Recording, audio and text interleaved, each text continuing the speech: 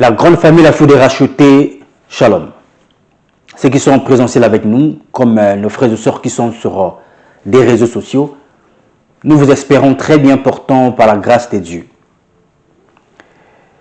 Merci d'être là pour le partage de cette précieuse parole.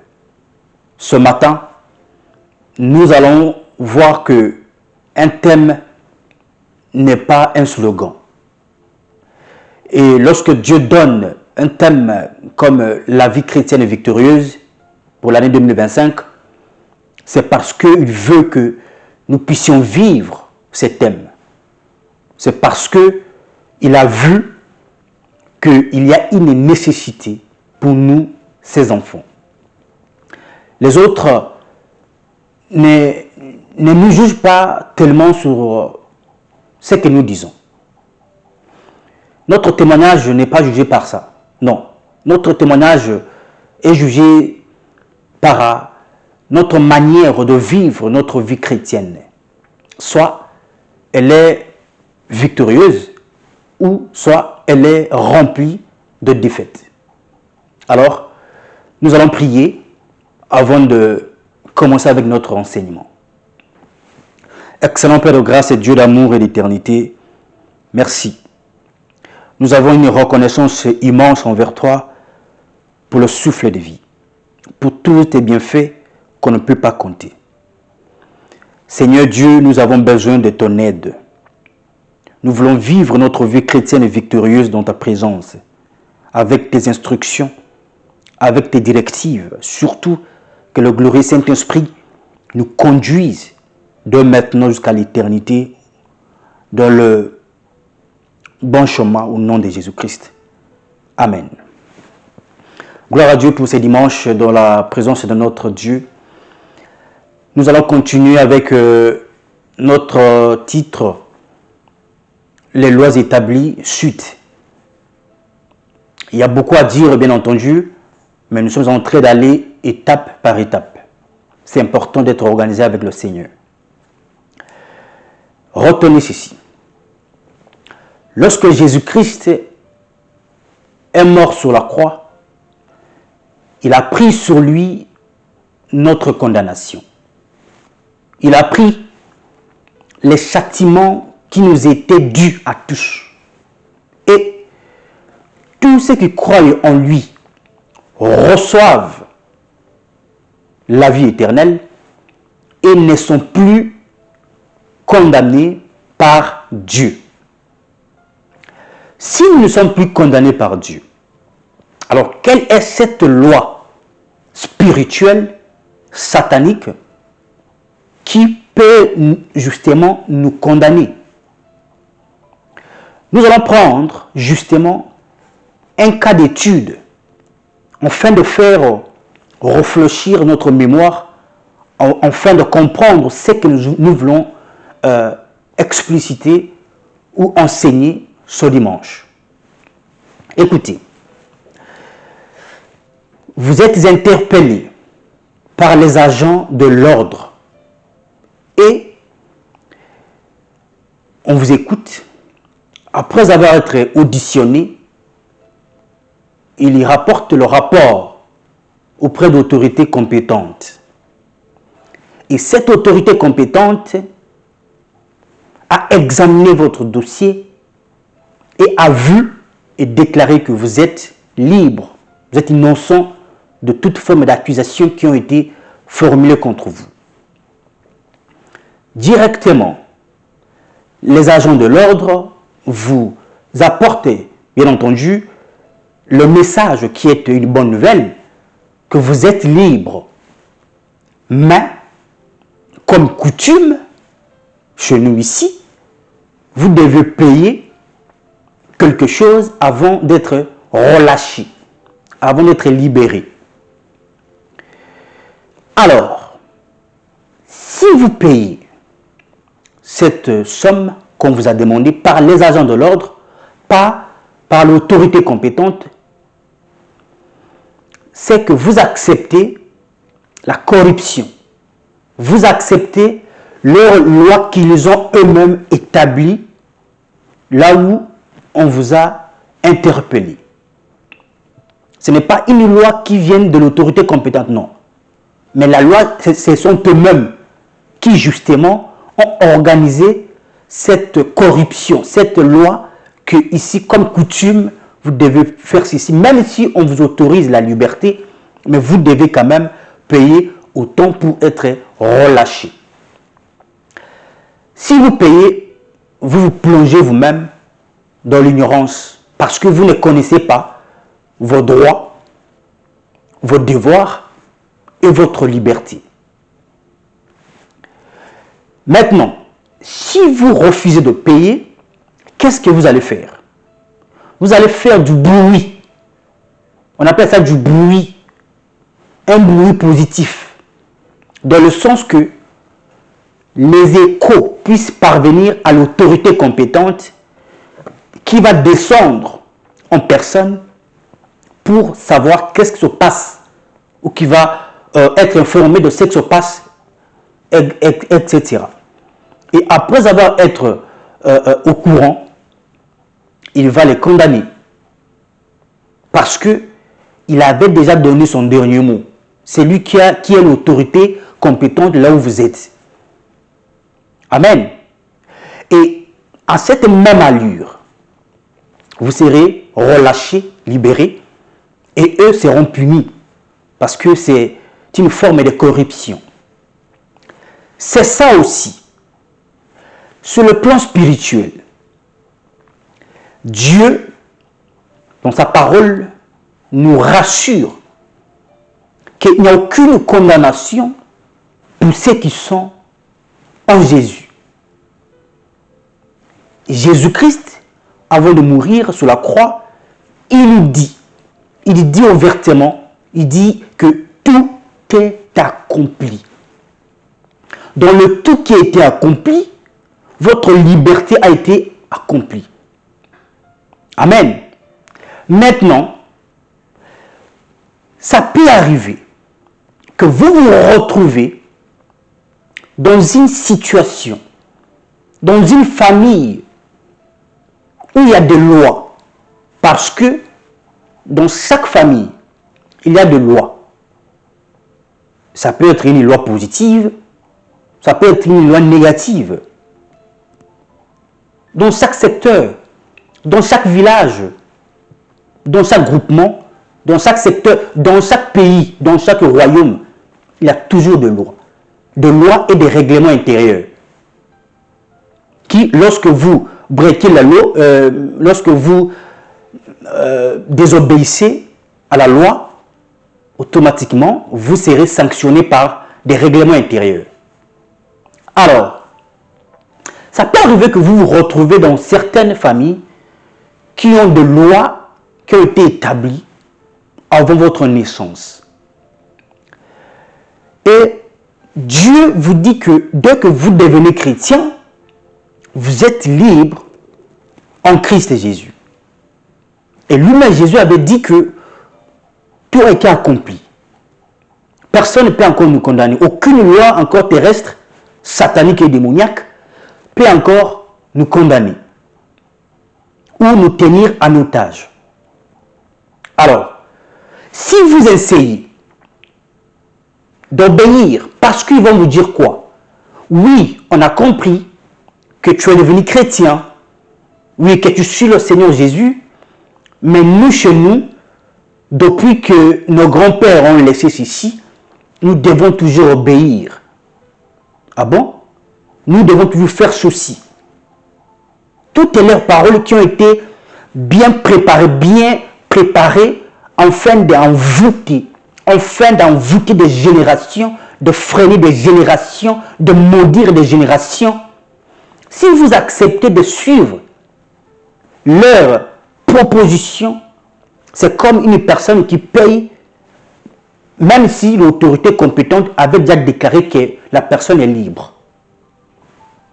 Et si vous refusez de subir ce que vos pères ont subi, ce que vos aînés ont subi, ce que ceux qui vous ont précédé ont subi, c'est que vous voulez faire du bruit, afin que Dieu lui-même puisse être au courant de ce qui se passe. C'est quoi le genre de bruit et ton spirituel, la prière d'autorité. Vous reconnaissez votre identité spirituelle, vos devoirs en tant que chrétien, vos droits en tant que chrétien et votre liberté en tant que chrétien. Aucune loi peut m'arrêter. Au nom puissant de Jésus, je traverse cette barrière. Aucune barrière peut être en face de moi et aucune condition humaine, tant que la condition n'est pas biblique, ne vient pas de Dieu, je ne m'arrête pas. La révolution spirituelle. Amen.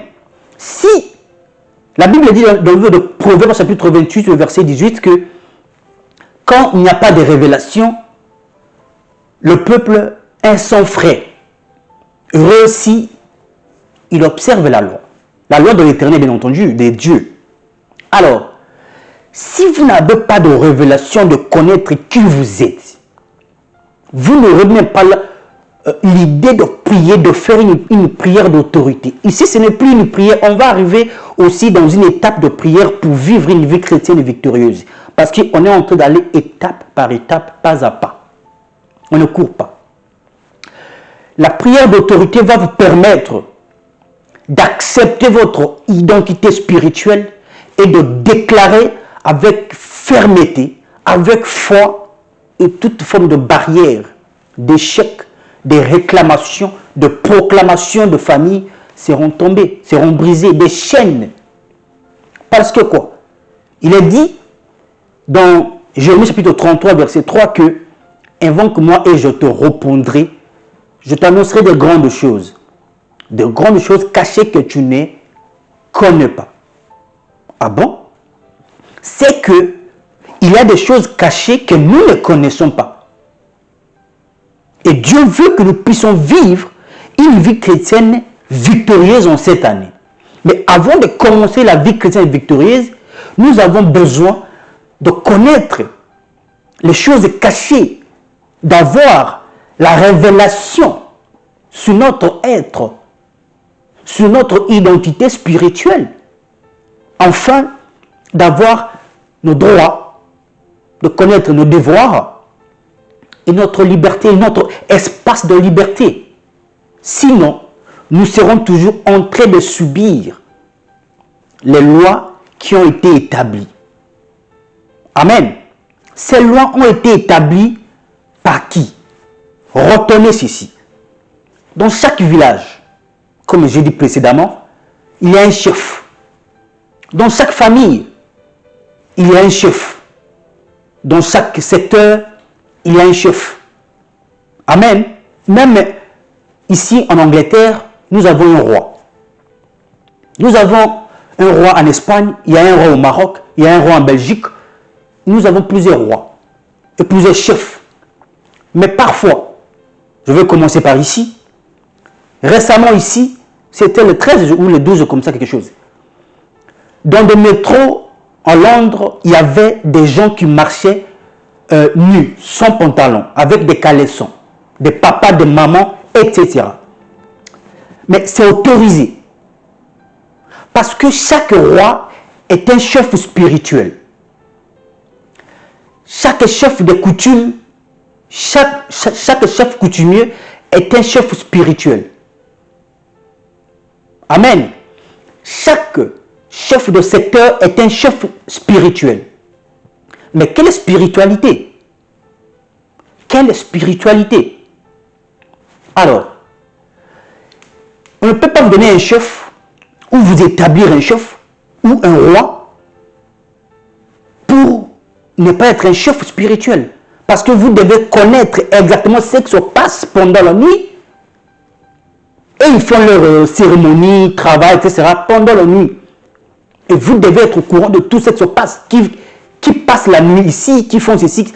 Vous devez être un chef spirituel. Voilà la révélation pour ne pas être un peuple qui marche, qui n'a pas de frein. Voilà aussi les choses cachées, grandes cachées que Dieu est en train de nous révéler. Afin de vivre notre vie chrétienne victorieuse. Écoutez, dans chaque, et parfois, dans chaque cérémonie, de leur passation du pouvoir pour devenir un chef de secteur, un chef coutumier, etc., un chef du village, même un chef de famille. Il y a de passations, il y a des rituels un peu bizarres. Parfois, ils se déshabillent dans leur passation du pouvoir pour avoir cette place du chef. Il faut peut-être vous déshabiller. Il faut marcher nu dans la rue. N'oubliez pas que les enfants de Noé ont été maudits parce qu'ils ont simplement vu la nudité de leur père qui était ivre. Mais ces gens-là, avec toutes leurs cérémonies sataniques et diaboliques, avec tous les rituels qu'ils sont en train de faire, c'est pour maudire les gens sans le savoir. Et parfois, ils savent ce qu'ils font. Bande de démons. Et lorsque vous voyez ce genre de choses, de cérémonies, vous disiez que, oui, c'est normal, oui, écoutez, nous, chez nous, on suit comme ça se passe comme ça. Et il y a même des chrétiens qui acceptent ce genre de choses. Il y a même des chrétiens qui voient, mais qui ne comprennent pas ce qui se passe dans le monde de ténèbres. Nous devons savoir ceci. Même leur nourriture, même la nourriture qu'eux mangent pendant la cérémonie, aucune autre personne ne peut manger cette nourriture que eux-mêmes. Je sais que Dieu a dit que n'appelle pas impur ce qui est pur, ce que Dieu appelle pur. Et il n'y a que la chair humaine que eux peuvent manger eux-mêmes sont pourtant donnés à d'autres personnes. Ils interdisent même des animaux. Il y a une catégorie d'animaux que eux seuls peuvent toucher, peuvent manger. Même pour préparer. Vous pouvez manger, vous êtes en train de manger vos enfants sans le savoir. La destinée de vos enfants sans le savoir. Même vous qui préparez, vous préparez l'avenir de vos enfants. Parce qu'on vous interdit. Qu'est-ce qui n'est pas interdit? Tout ce qui n'est pas interdit de la parole de Dieu n'est pas un péché. Mais tout ce qui est interdit de la parole de Dieu, c'est un péché. Alors, vous nous dites que c'est interdit. Interdit, c'est écrit où? Par les ancêtres qui ont pris des décisions de sacrifier de génération. Parce que lorsque Dieu bénit, il bénit de génération en génération. Et lorsque le diable maudit, il maudit aussi de génération en génération. Amen. Même nos noms, les choses cachées que nous ne connaissons pas, les noms que vous portez, qui avait ces noms avant votre naissance? Qui était le propriétaire de votre nom que vous avez aujourd'hui, ou même les noms que vous donnez à vos enfants, qui les avait avant votre naissance? Ah oui, vous allez me dire non, c'est mon grand-père. Oui, ok, écoutez. Avant même votre grand-père, il y avait quelqu'un qui portait ces noms. Oh, c'est ma tante. Avant votre tante, il y avait aussi une autre personne qui portait ces noms. Amen. Alors, n'oubliez pas que ça peut, les conséquences, les liens, poursuivent même les noms.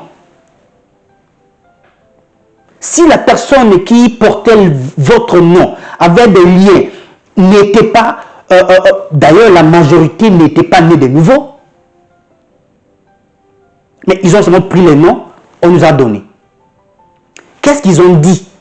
Quelle est l'identité de la personne qui portait votre nom? Comment étaient ses actions dans ce monde?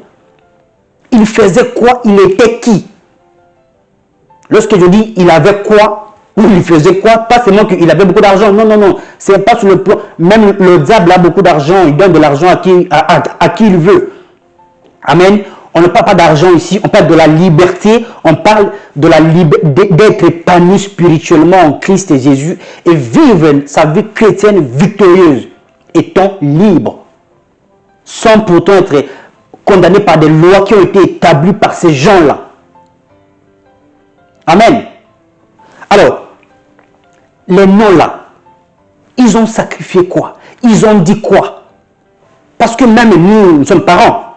On peut dire que quand je vois mon enfant jouer, je proclame des bonnes paroles. Oui, lui vraiment, il sera peut-être pilote, il sera ceci, il va faire ceci, il va servir Dieu, il va. Si vous êtes poussé par le Saint-Esprit ou animé par le Saint-Esprit, vous allez parler des bonnes choses. C'est le mec qui va porter le nom que vous avez.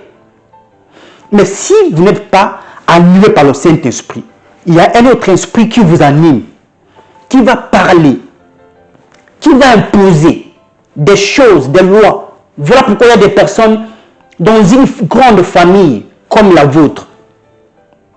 Il y a peut-être une seule personne qui a un passeport, un simple passeport. Peut-être une seule personne, peut-être non. Il y a peut-être une seule personne ou deux qui ont peut-être une alliance au droit, être mariés légalement. Tout le reste, on s'était avec les différents papas. Réfléchissez un peu. Dieu veut votre bien. Ne subissez pas comme d'autres ont subi. Il faut vous réveiller. Il faut ouvrir les yeux spirituels. C'est notre année de vivre la vie chrétienne victorieuse. Et tout doit commencer par la base. D'où nous venons. Dieu nous aime. Il a tout déclaré. Il a tout donné. Il a tout béni. Amen.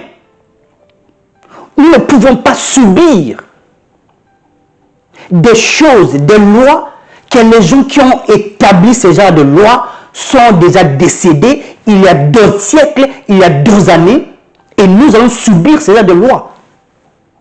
Tu n'iras pas là-bas, tu n'iras pas loin, tous mes enfants, garçons vont m'enterrer. C'est écrit où de la Bible?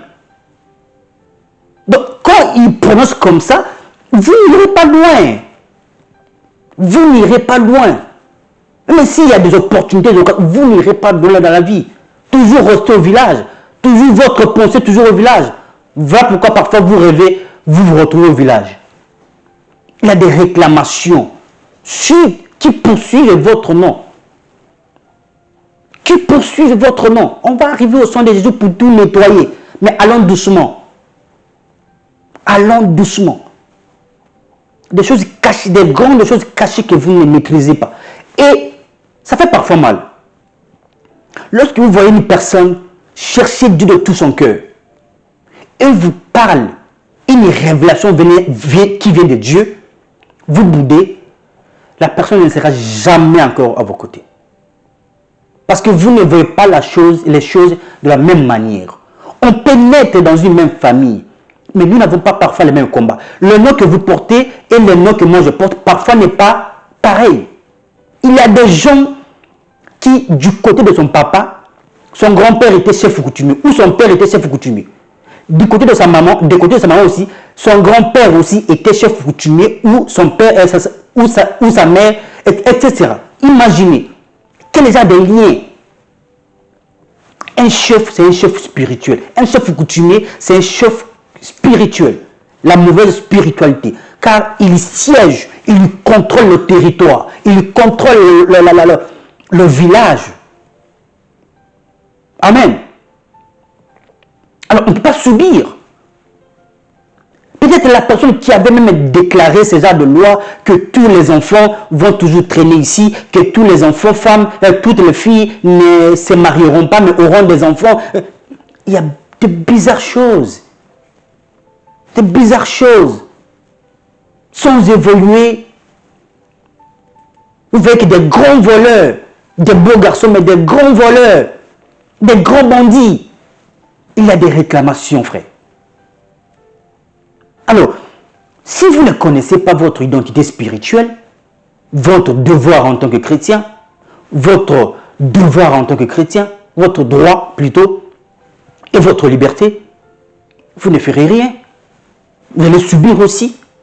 Vous n'allez pas faire une prière d'autorité pour réclamer votre liberté en Christ, à ce que Christ puisse entendre votre cri. Parfois, on vous a mis, ils ont mis les noms, votre nom dans une bouteille et jeté dans l'eau, dans des rues, au village. Vous n'avez aucune idée de tout ce qui s'est passé. Si Dieu dit que je vais vous révéler les grandes choses que vous ne connaissez pas, c'est qu'il y a des choses grandes cachées que nous ne connaissons pas. Et on ne peut pas commencer à vivre la vie chrétienne. Pourquoi? Non, non, non, nous devons connaître. Amen. Nous devons connaître. Et ce qui est aussi choquant est que, même dans certains pays, dans d'autres pays, même en Afrique, même en Occident ici, etc., il y a ce qu'on appelle la révision de la Constitution. La révision de la Constitution sert à réviser s'il y a une loi qui existe, qui est bonne, mais avec l'allure où vont les choses, cette loi n'a plus de poids. Et ils essaient de réviser la Constitution.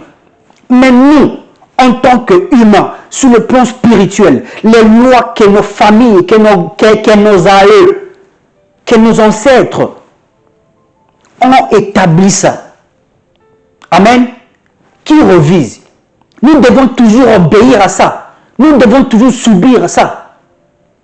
Il se peut même que la personne même n'était même pas née de nouveau comme vous. N'avait même pas le Saint-Esprit comme vous. Mais il avait établi des lois que toute ma descendance doivent vivre comme ça. Si la Bible dit, dans 2 Corinthiens chapitre 5, verset 17, que nous sommes devenus une nouvelle créature. Voici, toutes les choses anciennes sont passées. Et toutes choses sont devenues nouvelles.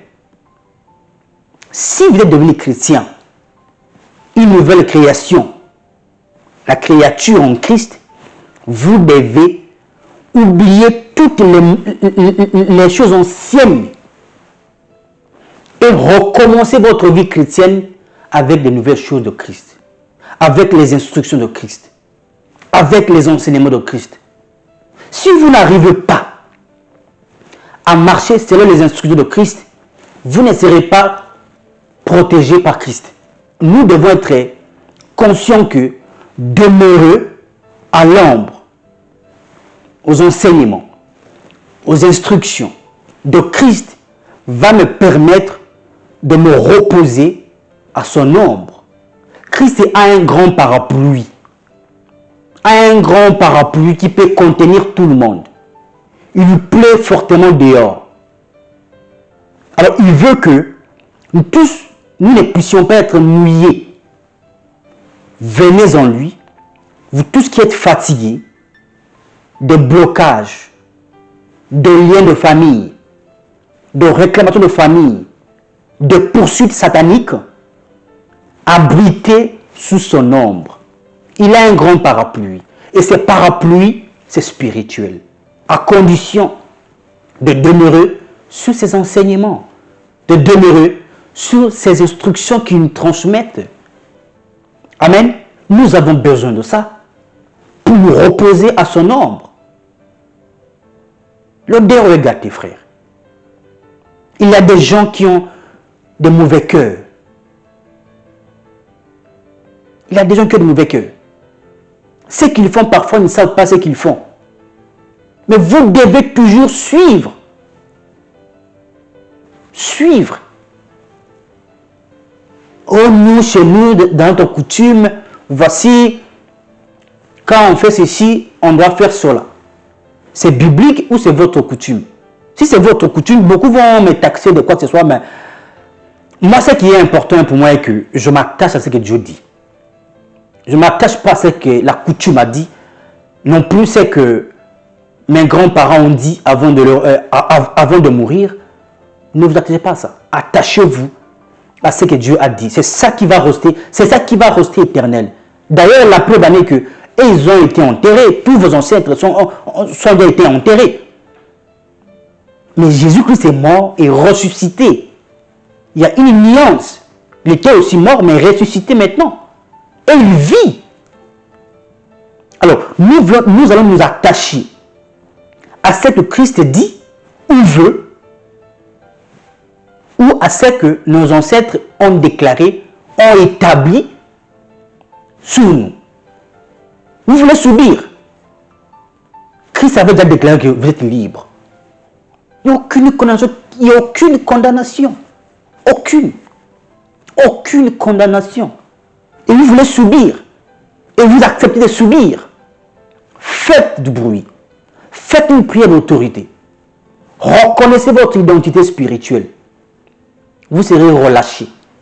Eux-mêmes vont avoir peur. Ils auront peur parce qu'ils savent que la personne a compris qu'elle est libre. Alors, on n'a plus le droit ou on n'a plus le pouvoir de le retenir encore. Mais si vous ne connaissez pas, ils vont jouer avec votre vie, ils vont jouer avec la vie de vos enfants, ils vont jouer avec votre foyer, ils vont jouer avec vos finances, ils vont jouer avec vos sentiments. Vous allez souffrir, vous allez vivre en tant que chrétien, mais vous subissez toujours. Pendant ces temps, ceux qui ont dit non sont en train de compter les étoiles comme Abraham. Et d'autres sont en train de pleurer dans des boucheries comme parce qu'ils n'ont pas compris qui ils sont réellement en Christ. Ou quel est le Christ qui vit en eux. Amen. Il y a beaucoup d'opportunités qui se passent devant vous, qui passent devant vous, mais vous n'arrivez pas à les saisir. Examinez-vous. Je suis chrétien ou pas? Il y a des gens qui ont des scènes de péché en répétition, frère. Il va avant de retomber. Il va avant de retomber. Non, please. Please. Oui, le monde est glissant parce qu'ils sont bloqués. Pourquoi? Lorsque vous voulez avancer, on vous tire encore derrière parce qu'il y a une chaîne. Parce qu'il y a une chaîne qui n'est pas encore coupée. Voyez-vous, vous avez une chèvre qui est bien attachée au cou et il peut aller manger à 5 mètres, mais pas 6 mètres. S'il veut progresser plus de 6 mètres, il sent que ça ne va pas. Il y rentre encore.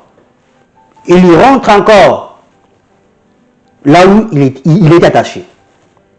Amen. Vous savez, il y a une manière que le démon existe et que le diable utilise pour prendre les gens en otage. Écoutez, vous savez, un éléphant, si vous voulez que votre éléphant ne puisse pas aller loin de là où vous voulez qu'il soit, qu'il reste, on sait tous que l'éléphant a une grande force de tout arracher n'importe quel arbre. Alors, tant que l'éléphant est encore enfant, ils viennent avec une corde au pied de l'éléphant et ils attachent aussi sur l'arbre. Quand il est encore enfant, quand il n'a pas encore de force pour tirer cet arbre, il peut aller dans 3 mètres, justement ici, il circule, vous les nourrissez. Il grandit, même s'il va loin, même s'il va aller loin, ils sont toujours qu'il est bloqué, il y rentre. Et toute cette habitude demeure en lui, entre en lui, dans cet éléphant-là. Lorsqu'il sera grand, vous voyez tous qu'il a la force d'arracher cet arbre et d'aller encore plus loin. Mais lui, pour lui, il se rappelle parce que son cerveau est en train de lui envoyer le même message du passé que tu te rappelles quand tu voulais aller loin. Ça t'empêche d'aller loin. Rentre alors. Vous voyez qu'un éléphant qui a la force, mais ne va pas loin, est toujours attaché par une corde, par un arbre. Vous vous posez des questions. Comment? C'est parce que depuis son enfance, on lui a appris que tu n'iras pas loin. Si tu vas aller loin, tu vas te faire mal. Il y aura toujours des blocages pour aller loin. Voilà pourquoi l'éléphant reste toujours là, grand, avec toute sa force, mais dans l'eau. Devant un arbre. L'éléphant est attaché devant un arbre. C'est vous aussi. Vous êtes plus que l'éléphant même. Parce que celui qui est en vous est plus fort que toute forme de chaîne que vous pouvez être lié. Mais imaginez, qu'est-ce que vous faites pour vous démarquer de votre environnement? C'est quoi les échecs que vous subissez? C'est quoi? Et c'est Dieu qui a dit que pour vivre votre vie chrétienne, il faut impérativement souffrir. Baigner dans le péché, dans la masturbation, dans le vol, dans la prostitution, c'est ça que Dieu a dit. Avant de parvenir à l'épanouissement spirituel. Non. Moi, je connais les gens qui sont nés et grandis, sans pour autant, pas qu'ils n'ont pas de péché ou bien ils n'ont pas commis un péché.